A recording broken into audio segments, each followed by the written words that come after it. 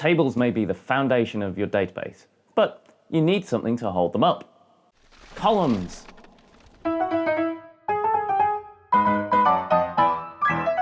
Every table in your database will have at least one column. Each of these should hold values for one aspect of the objects the table stores. For example, I've got my table of toys here, and each toy would be a row in the table. Now I might have columns to store things like the color, the weight, and the cuddliness factor.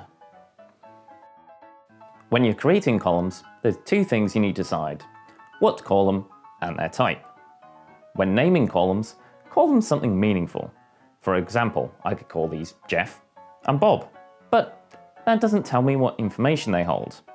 Better to have boring names like color, toy name, and so on.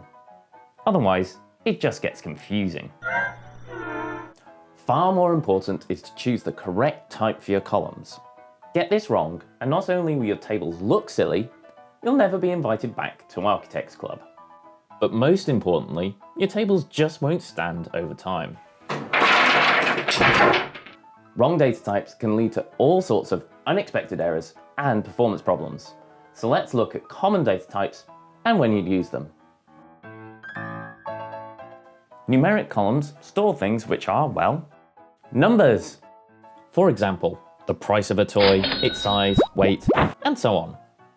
Oracle Database has several predefined numeric types. Each have different precisions. Choose the appropriate type based on the data you want to store.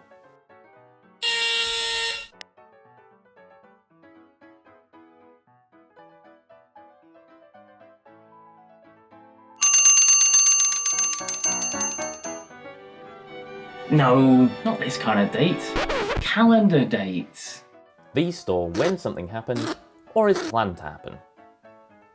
It's really important that you use data types when you do this. Not numbers, not strings, dates. Dates are stored down to the second. If you need to be really precise, check out timestamps. These go right down to nanoseconds. And they can also store time zone information. This is great if your colleagues work in different parts of the world.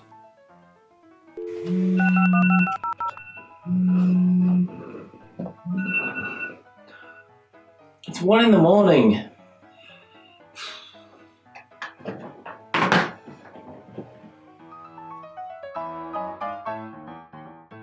One one one 0101 10 0111 010 0111 010. Lol. Strings hold general purpose text, descriptions, names, or your innermost thoughts. You can also use these to store unstructured data.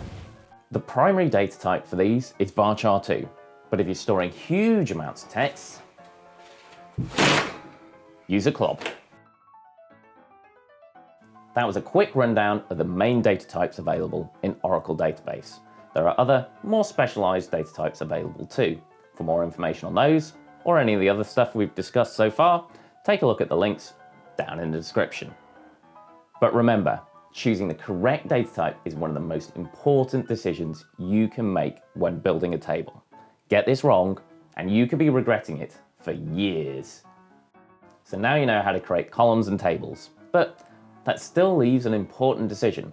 How do you decide what goes in which table and in which column? We'll take a look at that in the next episode. Thanks for watching. Subscribe to my YouTube channel to learn more about database development and see SQL magic.